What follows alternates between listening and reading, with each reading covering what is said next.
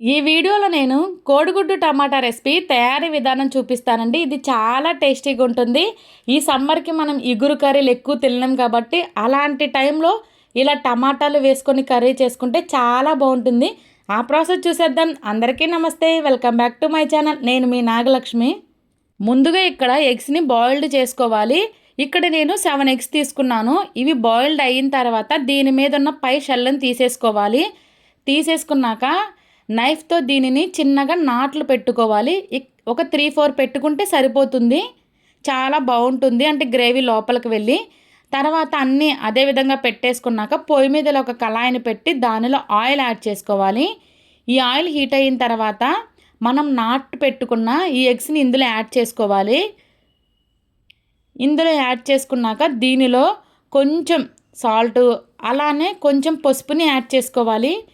వీటిని కలుపుకొని కొంచెం కలర్ చేంజ్ అయ్యేంత వరకు వేగించుకోవాలి. ఇలా చేయడం వల్ల ఎగ్స్ అనేది క్రిస్పీగా బాగుంటాయి. నార్మల్గా బాయిల్డ్ చేసి వేసేదానికన్నా ఇలా ఫ్రై చేసి వేయడం వల్ల టేస్ట్ చాలా బాగుంటుంది కర్రీ. ఇంకా ఇవి కొంచెం ఇలా కలర్ చేంజ్ అయినాయి కదా, ఇప్పుడు ఇంక ఈ స్టేజ్లో వీటిని తీసి పక్కన పెట్టేసుకోవాలి. ఇంకా తర్వాత మళ్ళీ అదే కళాయిలోకి 2 మీడియం సైజ్ ఆనియన్స్ని, 2 పచ్చిమిర్చిని చిన్న ముక్కలుగా కట్ చేసి యాడ్ చేసుకోవాలి. ఇందులోనే కొంచెం సాల్ట్ అలానే కొద్దిగా పసుపుని యాడ్ చేయాలి. ఇలా యాడ్ చేయడం వల్ల ఆనియన్స్ కూడా త్వరగా ఫ్రై అయిపోతాయి. ఇంకా వీటిని కొంచెం కలుపుకొని వేగనివ్వాలి. ఇంకా ఇవి వేగుతున్నప్పుడే దీనిలో ఒక రెబ్బ కరివేపాకుని యాడ్ చేస్తున్నాను.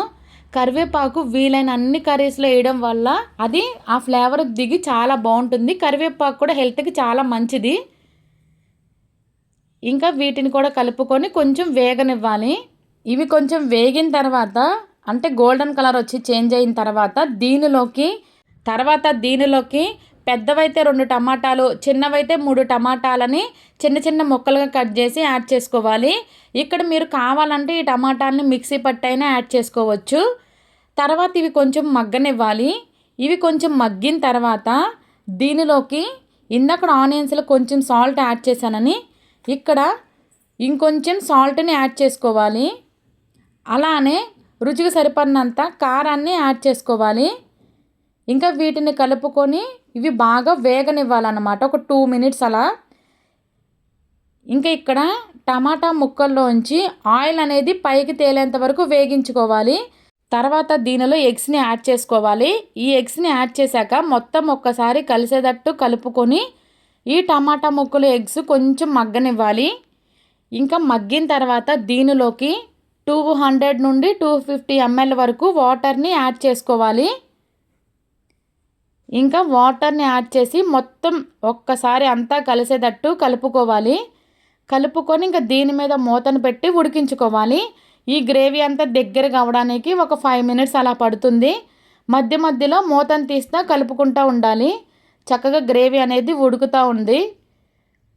ఇంకా సేమ్ ఇలానే ఒక 5 మినిట్స్ వరకు మనం దీన్ని కలుపుకుంటూ ఉడికించుకుంటూ ఉండాలి. ఇంకా గ్రేవీ అనేది ఈ స్టేజ్లోకి వచ్చిన తర్వాత ఒక్కసారి సాల్ట్ కారం సరిపోయిందో లేదో చెక్ చేసుకోవాలి. సరిపోతే ఇక్కడే యాడ్ చేసుకోవాలి. తర్వాత అన్నీ సరిపోయాక ఫైనల్గా కొత్తిమీరని యాడ్ చేసుకొని ఇంకా మొత్తం ఒక్కసారి కలుపుకొని ఇంకా గ్రేవీ అనేది ఈ స్టేజ్లోకి రాగానే ఇంకా స్టవ్ను ఆఫ్ చేసేసుకోవాలి. అంతేనండి, టేస్టీ టేస్టీ కోడిగుడ్డు టమాటా రెసిపీ రెడీ. ఈ వీడియో మీకు నచ్చితే ఒక లైక్ చేయండి, మీ ఫ్రెండ్స్ అండ్ ఫ్యామిలీకి షేర్ చేయండి. ఇలాంటి టేస్టీ అండ్ సింపుల్ రెసిపీస్ కోసం నా ఛానల్ని ఇప్పుడే సబ్స్క్రైబ్ చేసుకోండి. Thank you for watching. Bye bye.